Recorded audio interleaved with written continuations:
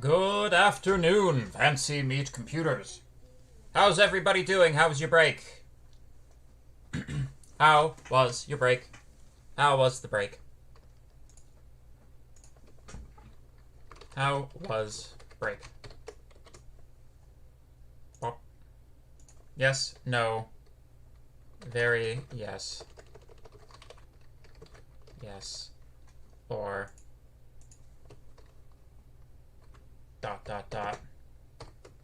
sad emoji face.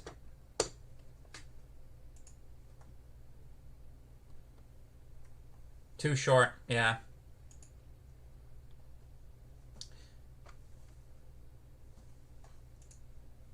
It's more like exhausted emoji face.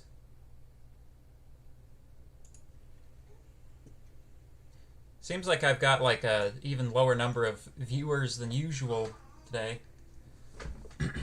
The latency is much lower. Yes, I've got it on low latency now. We've managed to sneak into the low latency bracket without having to incur too much of a penalty with respect to stream quality, so I think we'll just hang out here from now on.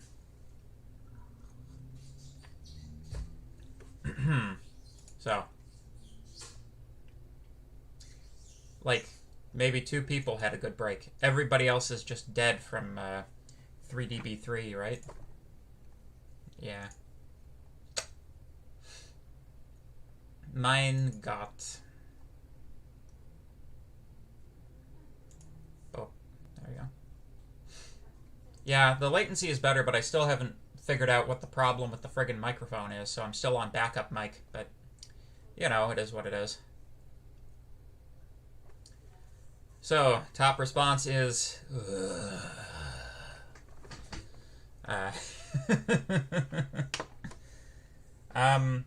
so... like a year, maybe? Yeah, that sounds nice.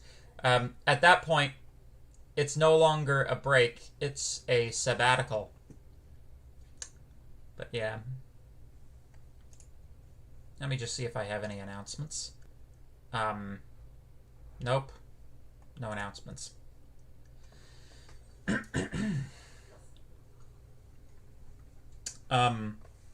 Except for one announcement, which hasn't made it into the pardon me, hasn't made it into the announcements stream just yet. I think I know what kind of a reaction I'm going to get from you guys, but I was thinking. I've been thinking about this course, and I've been thinking about how this course has been going, and I think it's been going pretty well. And I think, drum roll please, spent so long watching lectures on 2 times speed, I forgot how all our profs sound in real time. Ha! Yeah. Oh, yeah. Hopefully not too boring. I've listened to myself back at like 2 times speed, and I think I'm pretty listenable. And I'm a reasonably rapid English speaker. I do apologize to everybody who's not as fluent in English. It's not something I have conscious control over. I just speak at the speed of my brain, and that is how it goes. Often I speak faster than my brain, to be completely honest. But the anxiety, the suspense, the drum roll. I'm canceling the midterm for this class. We don't have a midterm anymore. I'm canceling it. Ha-ha! My observation has been, between the assignments and the projects, I think I think we're good. I don't think we need to do a midterm.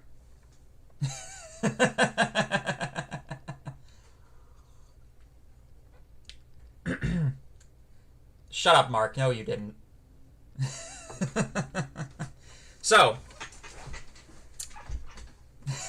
pog you. So, the midterm was originally worth 15% of the grade, so I thought the easiest thing to do with the remaining percentage is to divide it up equally among the 3 remaining categories. So, put 5% on the assignments, put 5% on the projects, and I'd still like to have a final for this, but basically take that 15%, divide it up 3 ways: 5%, 5%, 5%. Some practice problems. Yeah. Oh yeah, if you want practice problems, I'll give you some practice problems for sure. Doesn't this just make the assignments and projects even more intense since they're worth more?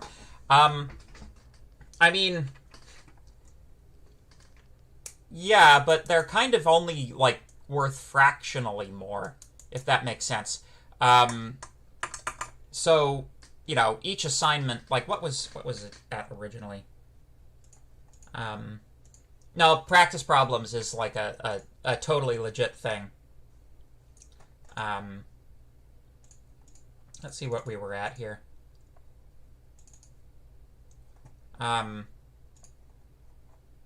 Yeah, so assignments, it was like each one was worth 3% of your final grade. Now each one will be worth 3.5% of your final grade. So, you know, that's marginal. Projects, they've gone from being worth, you know, it's a similar thing. The exam is now worth 30%, but 30% exam is actually still pretty low, relatively speaking. Like, I don't know about you guys, but when I was doing my engineering degree, it was not uncommon to have 60% exams. I think that we've kind of been moving away from like that type of exam. I know I don't like setting an exam more than 40%, but yeah. Yeah, so there we go.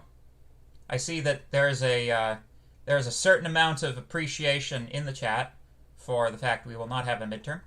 So yeah, yes. So in general, also, kind of looking at the timeline here, I know that like just looking at the way the timeline is going, with respect to this course,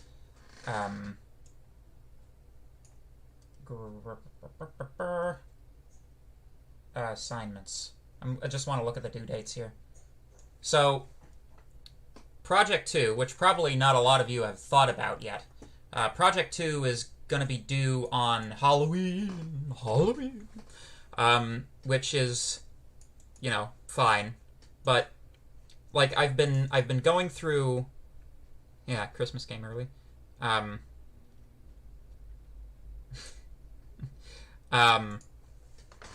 So I've been going through and doing some of the project, like I've been putting together Project 3, right? Because the projects have a much steeper lag on them than the assignments. Like the assignments lag 1 week, but the projects lag more like 3 weeks. So, you know, if you consider how much time there is remaining in the semester that I have to assign you projects after Project 2 is done, you know, I would have to be assigning you a project of every other week. And frankly, I'm not sure it's there. Like, I've been going through, like, we're gonna be doing work on slide set 7 today, which is Intro to Type Systems. And my original plan, insofar as I had an original plan, was do UAE Project 1, Lambda Calculus Project 2, typed UAE Project 3, typed Lambda Calculus Project 4. It turned out the UAE, the type system that we're going to put into UAE, isn't as beefy as I thought it was. So I'm at the moment I'm leaning towards collapsing projects 3 and 4 into one project. So we'll have 3 projects, not 4 projects. Which means each of the projects will be worth 10% of your final grade plus 5 divided by 3. So I think that will work out better. Like project 3, it actually is not too much work to add a type system to UAE. It didn't constitute a project all on its own. Might have constituted an assignment, but I'm kind of like, it's implementation, and so far the assignments have been for like theory questions, and the projects have been for implementation questions, and I like that distinction. I think it makes sense. So I'd like to keep that distinction moving forward. So probably what I'm going to end up doing is I'm going to take project 3, like the first question on that project will be UAE type, like do a type system for UAE, and then the next 2 questions probably will be do a type system for lambda calculus, and then maybe do something with the type system for lambda calculus, or like miscellaneous implementation of various things. But yeah, so that's what I'm thinking right now. I can tell you're all heartbroken. Just like you were all heartbroken that I canceled the midterm. But yeah. So there you go. Yeah. Anyway, that's all the announcements I have. Does anybody have any like questions or comments about any of that? If not, we'll move straight into wrapping up topic 6.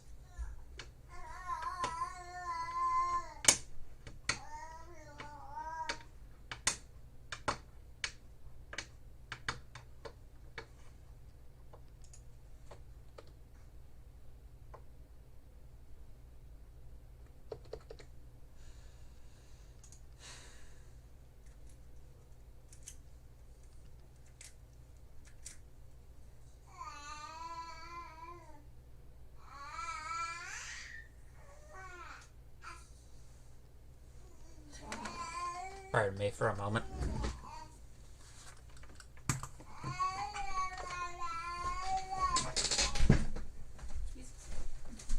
I know, I'm just gonna close the door.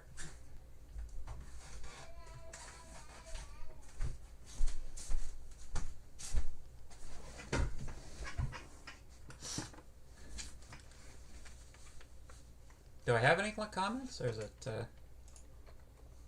Sometimes the chat freezes. Nope, okay, you're still alive. Boop. Okay. Alright.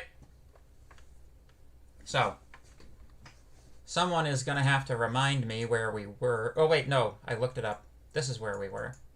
So, before we left for the break, yeah, we were talking about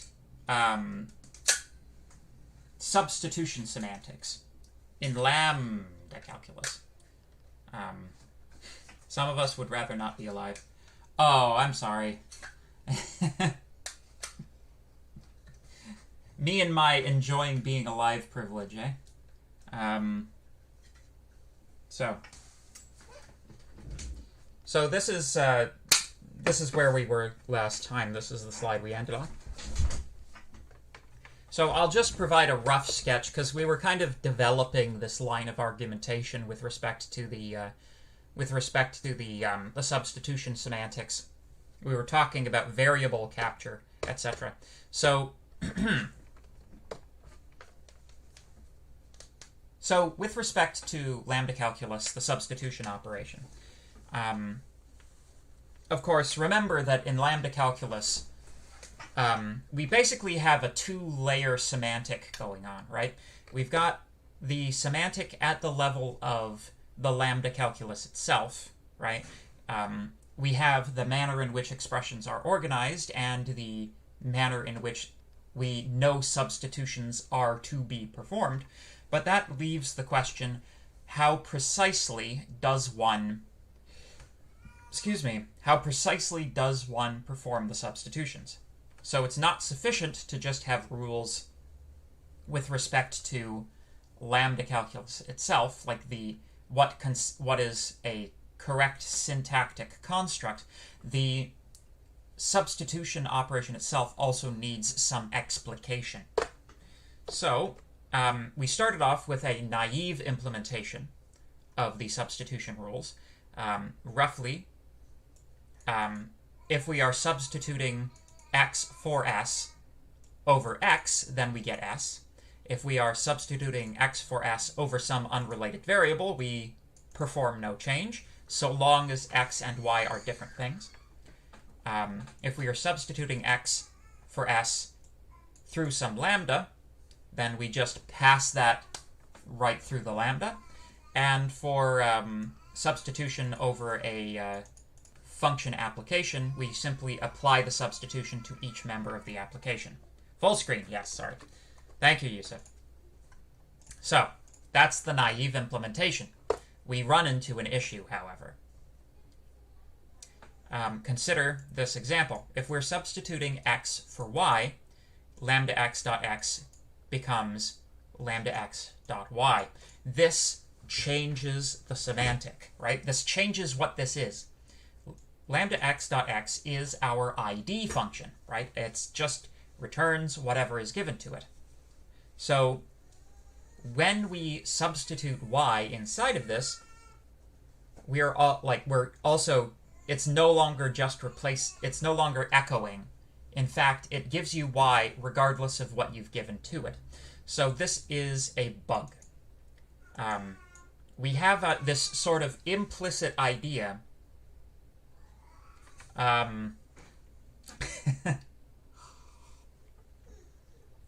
That we have this implicit idea that when we perform a substitution, we should only be performing that substitution on free variables, right? If it's bound, yeah, we discussed mimikyu last time, yeah. Yeah, it's use substitute. That was a Pokemon pun, but it's not obviously a Pokemon pun, so the second one is to explain the pun on the previous slide. Because everybody knows that the best way to make a joke funnier is to explain it to people.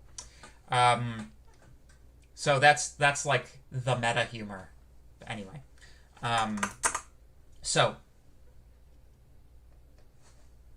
we only want to apply this to free instances of the variable that we're substituting, right? So if we fix this,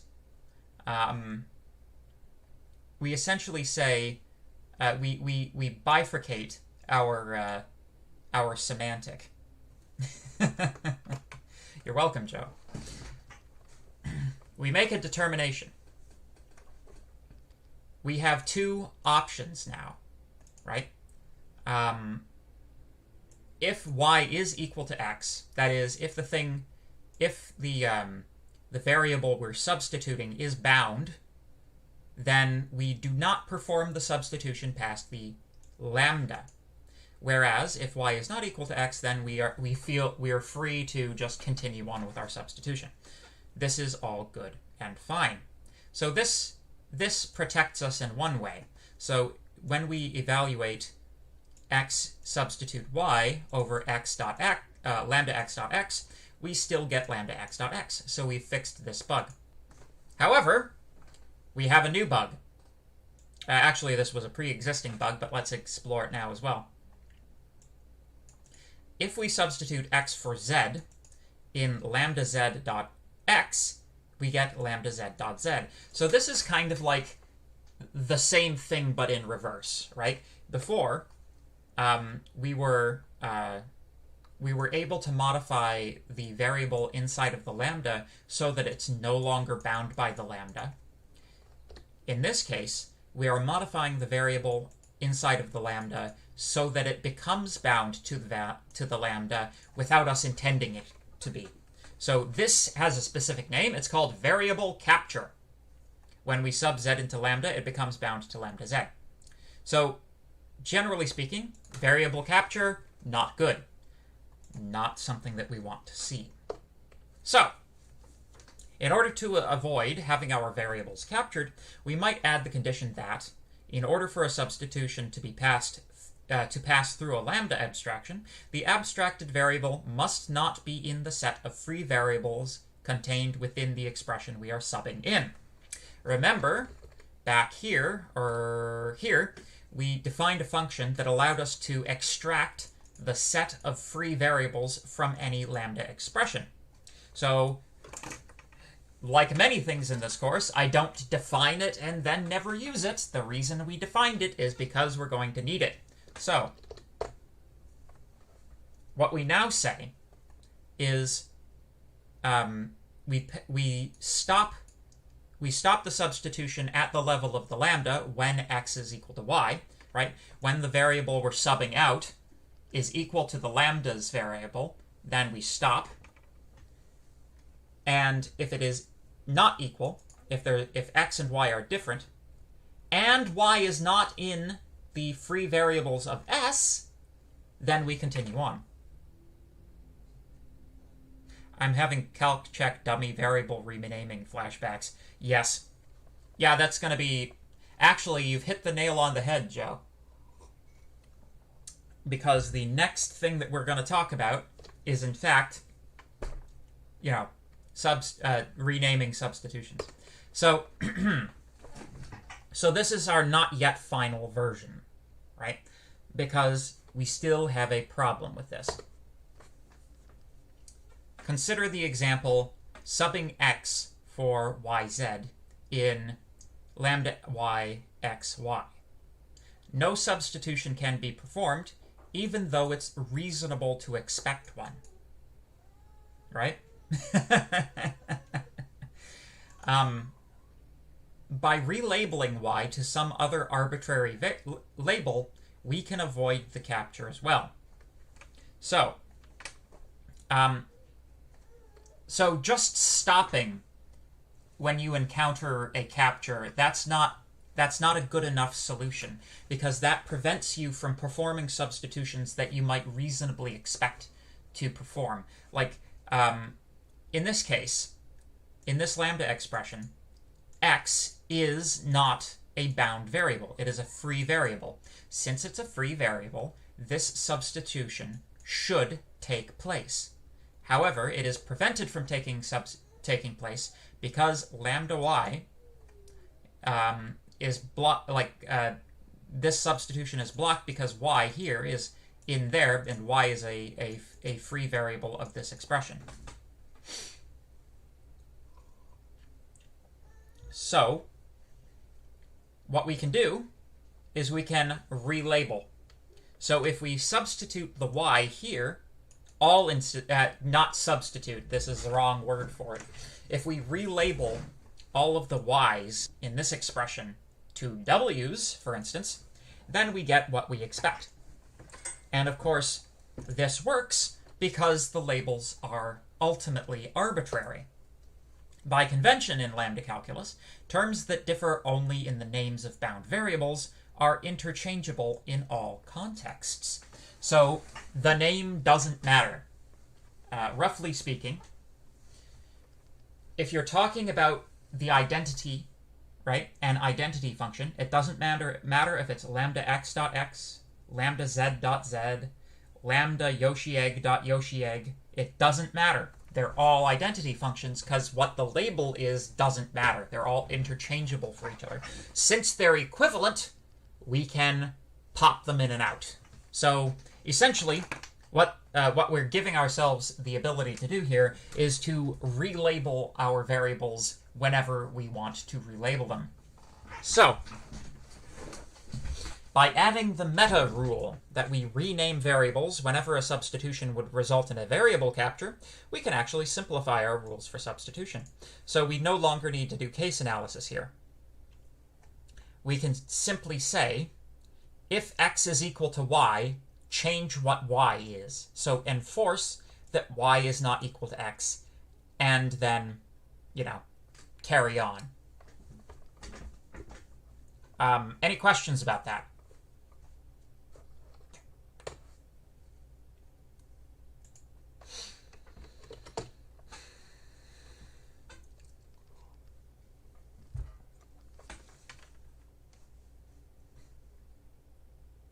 Or is that all?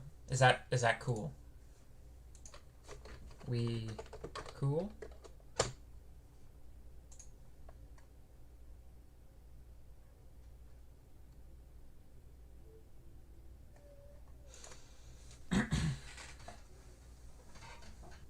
So, let me see what time it is. Yeah, okay. 1 vote, 100% response rate. Yay. Yeah, okay, cool. Seems like everybody's getting it. Good. Yeah, it's not too bad, right? So,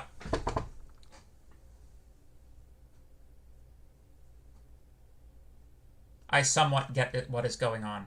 Yes. Generating a unique user ID for each term. Yeah, basically. That's often, like, sometimes, like, if you have a lambda calculus solving computer program, it will often insert arbitrary, relabelings, which are, you know, sort of nonsense computer speak with, like, lots of numbers after them. But, can I super quickly go over the W example again? Yeah, sure. So we're substituting x for yz in lambda y x y.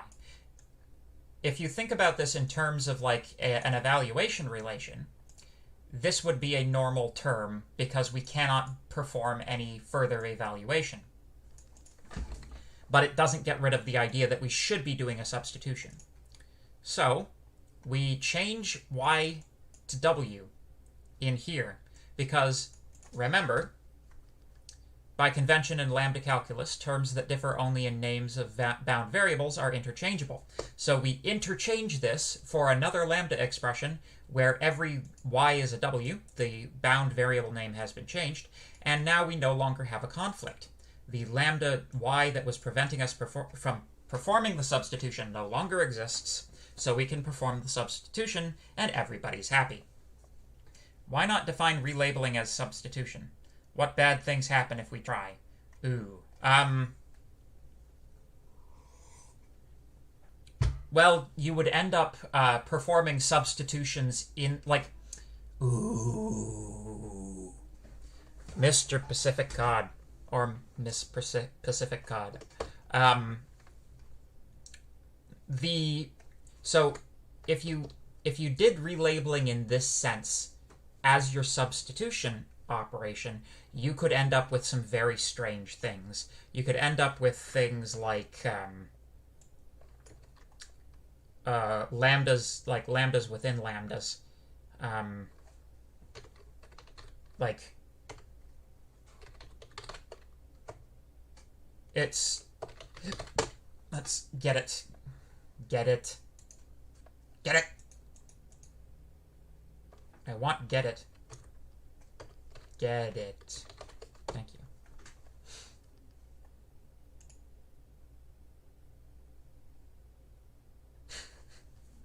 Basically, if your opponent uses substitute, you should not use bind. Yeah. That's a good one. Tip of the hat, sir. Tip of the headphones. So, an interesting, here's an idea. If you were just using relabeling to mean this same thing, right? What if you did W substitute for, like, lambda z dot z, right? Then you would replace all of these things with that, which is clearly nonsense, right? This is obvious nonsense, so no. You can't maintain well-formed lambda expressions if you can substitute like a full lambda expression into the variable being abstracted. Has to just be a variable. I assume we can also substitute in the substitution. Well, normally you would perform substitutions one at a time. So, it's like, no, generally speaking, you don't, like, build up a bunch of substitutions and then, you know, process them all at once. It's like, generate substitution, process. Generate substitution, process. Generate substitution, process. That's how it works. So, let's talk about the finally, the operational semantics of lambda calculus. And you can tell that we only have a couple of slides left, so note that these are the semantics for the pure lambda calculus, not the augmented or enriched lambda calculus. And also notice that these are the operational semantics. Notice we are introducing the the substitutions here. The substitution occurs according to the semantics that we just discussed. So here we go. We have only 3 evaluation rules. Only 3 evaluation rules. So, first, EAP1. So, T evaluates to T prime, gives us T1, T2 evaluating to T prime, T1 prime, T2. So this is, yes, this is the call by value evaluation strategy. So, call by value. This is call by value, right? The reason, like, basically, it's kind of interesting.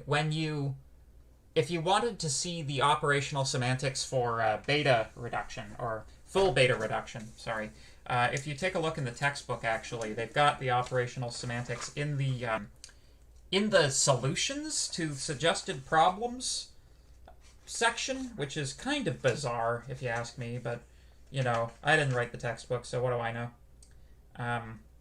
Yeah, so, like, you've got the operational semantics for normal order and full beta reduction in the textbook. If you're interested in looking at it, it's the solution to question 5.3.6. But since we're primarily interested in call by value, this is call by value. The simpler something is in the field, the more in this field, the more complicated it is to explain. Yeah. I was actually trying to implement A4 question 3 in Haskell to let it write the step for me. Yeah.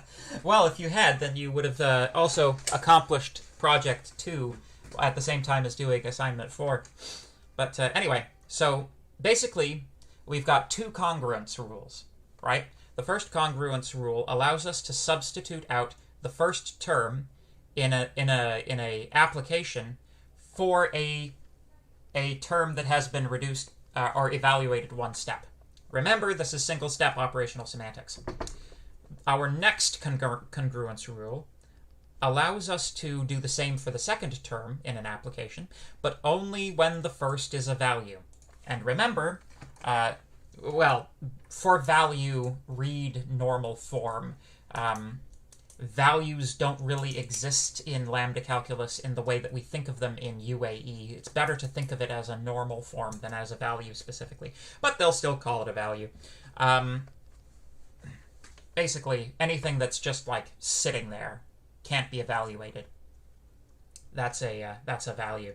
So we can reduce the second term only when the first term cannot be further reduced. This is why call by value is determinate. And we also have the introduction of a substitution, EAP-ABS. So lambda x t12 v2 is transforms into a replacement of x in t12 of v2.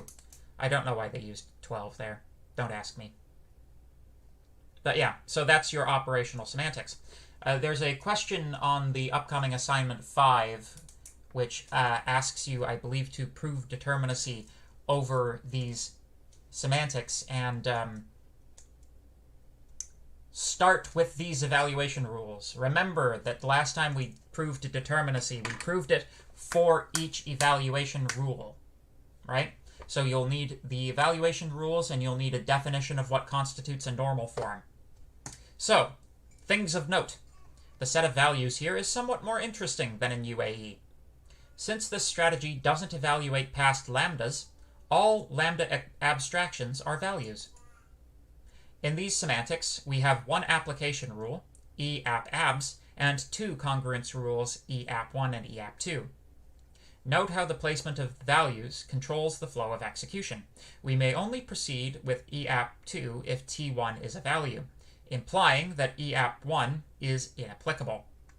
The reason this strategy is called call by value is because the term being substituted in EAP-ABS must be a value.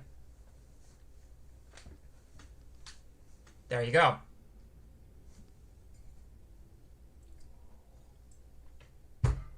So, and that's it. Oh, I have one more slide. So, this is just kind of an interesting thing. This isn't like, this is, I found this information while I was doing my research on the computability section. You know, looking at like lambda or the fixed point combinator. This is just, I found this interesting, so I thought I'd share it with you guys. So, lambda calculus has a self-interpreter. A self-interpreter is a program which implements its own semantics. Some programming languages, including Haskell, have their compilers and interpreters implemented in the language they are implementing. So, when you fire up when you fire up GHC, GHC is written in Haskell. Interesting fact. I'm pretty sure that GCC is also written in C, so it's also a self-interpreting language. Python, incidentally, its interpreter is written in a combination of Python and C. So, you can tell how pure a language Python is by the fact that it's not completely self-interpreting. But anyway, so the following is a self-interpreting lambda expression reliant on the Y Combinator. I'm not going to read it to you, but there it is. So this lambda expression, it uses the Y, just sub the Y Combinator out for this guy, and then you plug this in, and this is a self-interpreting lambda expression. I don't have an example of its operation. I just found it while researching this slide deck, thought it was cool, and threw it in at the end. If you're interested at all in this, there is a paper on it, Efficient Self-Interpretation in Lambda Calculus, Journal of Functional Programming, Morganson T, 1994. So yeah, any questions? My goodness. Oops, I need to get a move on with these, with the type system, eh?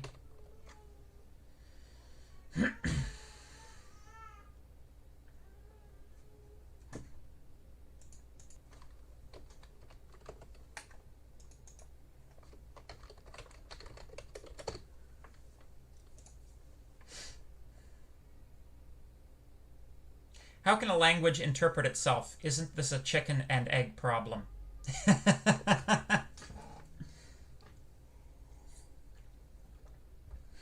Well, let me ask you a question. How can you define the English language using the English language? I'll answer your question with a question. How do you interpret mathematics without mathematics? You know?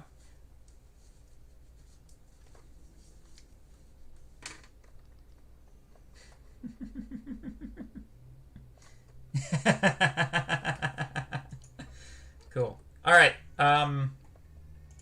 So we'll move swiftly on then. What does interpret mean?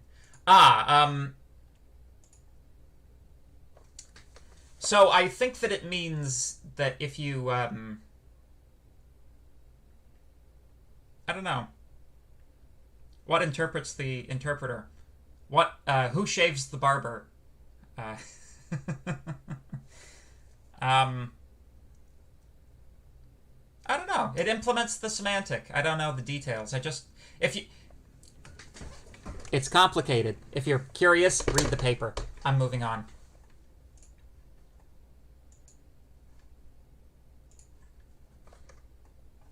So, topic 7. Introduction to type theory. My God. To what extent must a language be defined before it can interpret itself for further definition? I would say that the language itself would have to be fully defined. Yeah.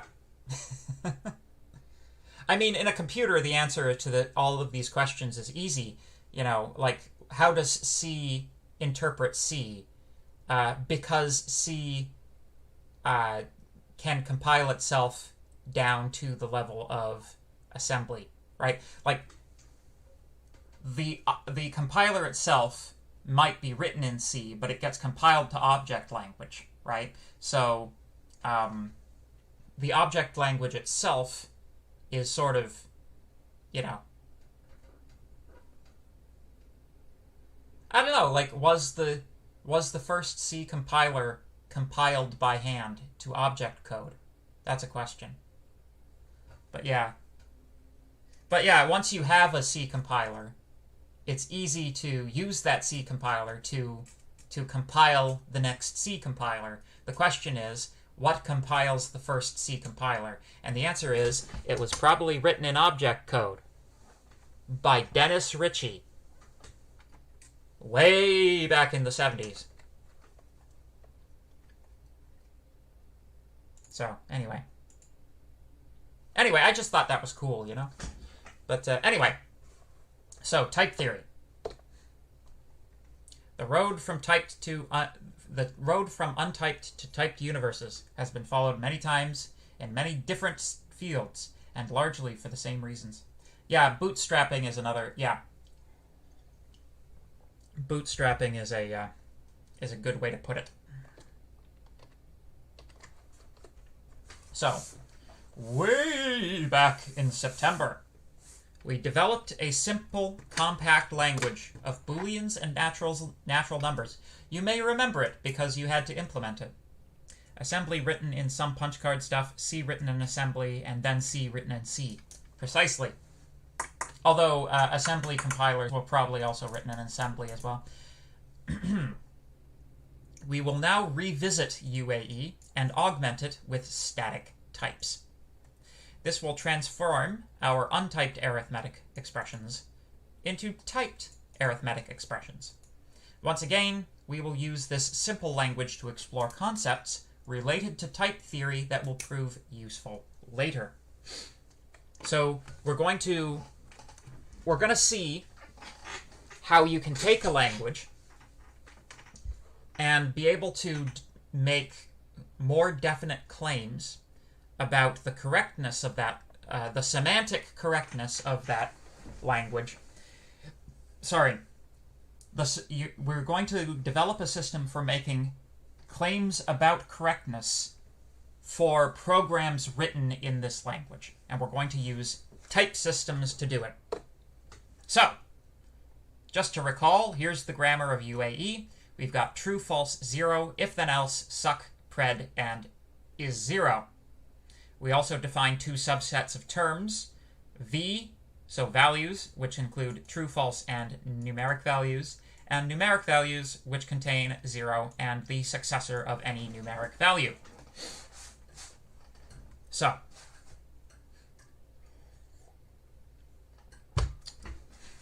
hopefully everybody remembers that. Stuckness revisited. Previously, we saw that UAE will either evaluate to an element of V or NV or get stuck. Roughly speaking, stuck terms contain a type incompatibility between operators and the terms they operate on. Another way of saying that a value is stuck is that it has reached a normal form without reaching a value. For example, is 0 true has no evaluation rules which apply, so no further evaluation is possible, right? We don't have a rule which allows us to evaluate this any further. We consider such programs meaningless or erroneous. So we consider this a mistake. It would be useful to be able to tell if a term is going to result in an error before we evaluate it. The thing about waiting until evaluation to try to find these errors is that the error may or may not occur, you know, in some programming languages, like segfaults. You don't get a segfault every time, you know. Like, it costs a lot of resources to evaluate a program as opposed to type check it. With type checking, like, it's kind of like you can type check once and run the program many times, but if you're relying on the program's execution to check correctness, then you have to, you know, you have to load that computational weight into each execution. Are you guys actually saying something, or like have your comments been blocked? You're freaking me out, guys.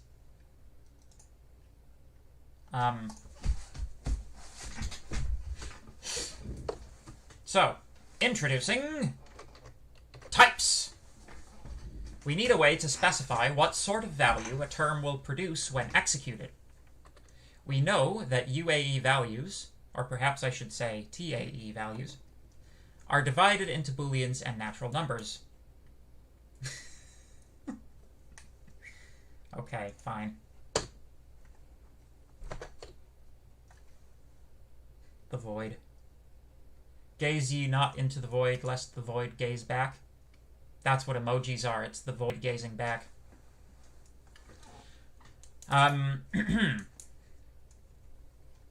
So, in UAE, we've kind of always had this informal assumption about UAE that's never been, like, specifically stated, that we have natural numbers and Booleans, right? Like, we've divided them into values and numeric values, but we've never, like, said, these are natural numbers, these are Booleans, even though that's been, like, obvious this whole time, right? So, this is what we're going to do. We're going to define the set of types of UAE. I'm going to use UAE, and basically UAE doesn't become TAE until we do all of the work that we're going to do over the next few slides. So, so we've got T, the set of types that contains naturals and Booleans. Nat and bool. We say that a term T, quote, has type T if it is obvious in some way that the result must be a value associated with that specific type. The type of a term should be easy to distinguish without evaluation. You should be able to know that integer division returns an integer because it's called integer division. This is the difference between static analysis and dynamic analysis. Although, as you're going to see, to fully type check something is essentially equivalent in the amount of, like, computing resource it takes to actually running it. So, you know, the distinction breaks down a little bit. But, again, you type check once, you run multiple times. So, the typing relation.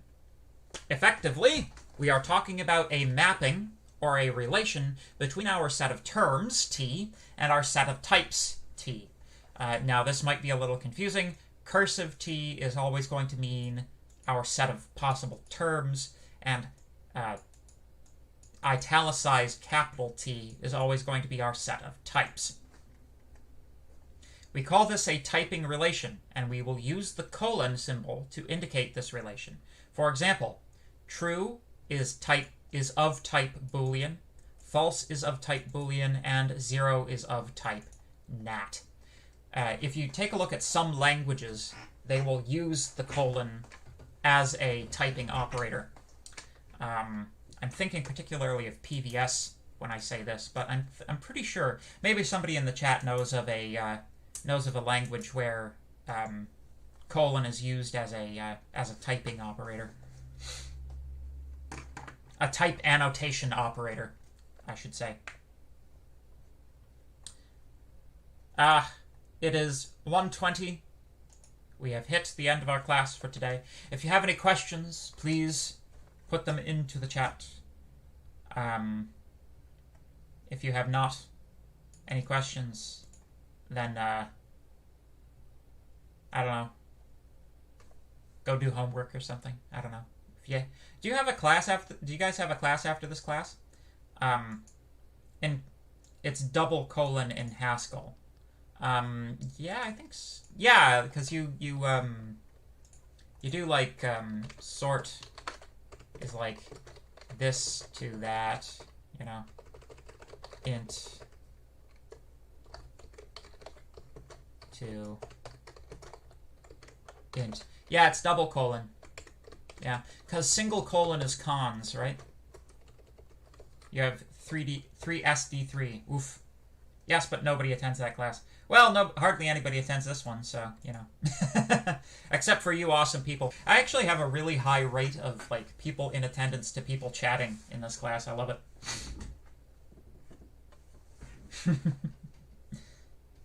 It's funny.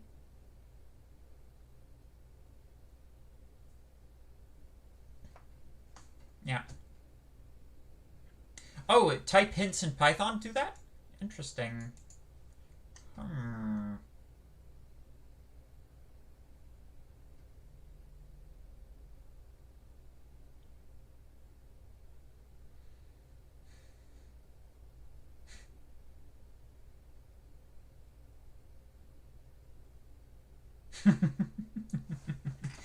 Yes. First time attending live. Vibes are immaculate here, not gonna lie. Yeah, I like to pride myself on good vibes only.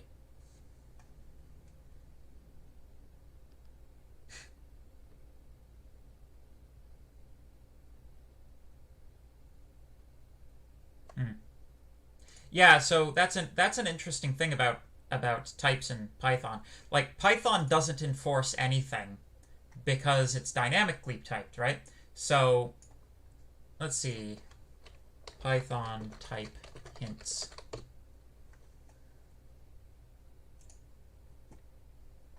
So yeah, it uses colon. So it's like type annotation, right? But it's not strictly enforced. But, you know, as you would expect with Python, nothing is strictly enforced because it's a garbage language. But, yeah. Oof. Even the TAs are not sure what the prof is talking about. Yeah, I know in my class, like, I'm not sure what I'm talking about half the time, so. Oh! Yeah, sorry, I didn't get to, so Joe, yeah, Mark did show me your hackathon language graphics thing. Yeah, I didn't watch the whole video, sorry, but yeah, it's cool. I like it.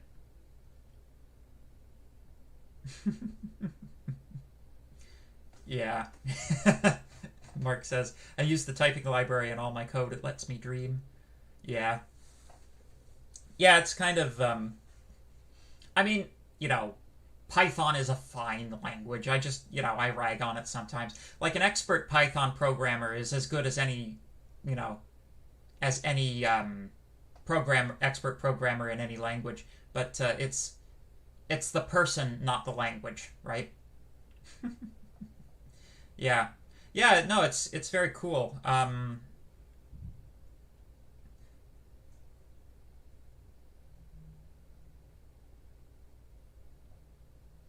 Yeah, it's like,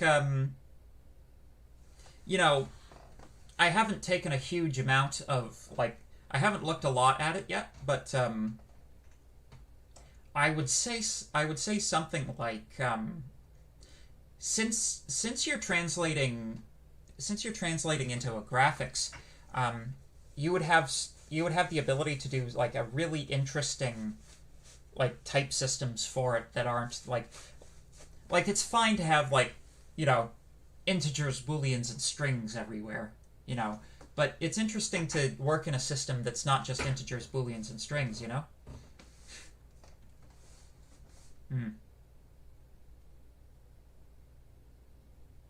Yeah. Python 3.10. I wonder what version I'm on. Python 3 version? Double version? 3.8.10.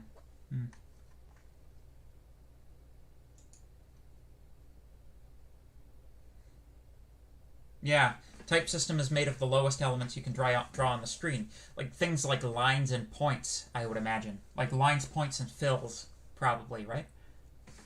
But yeah, no, that's really cool. And so, you know,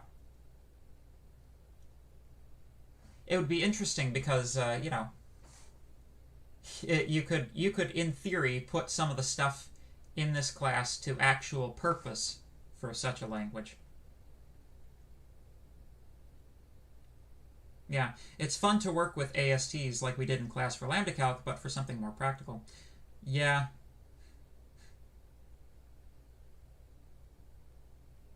Aww.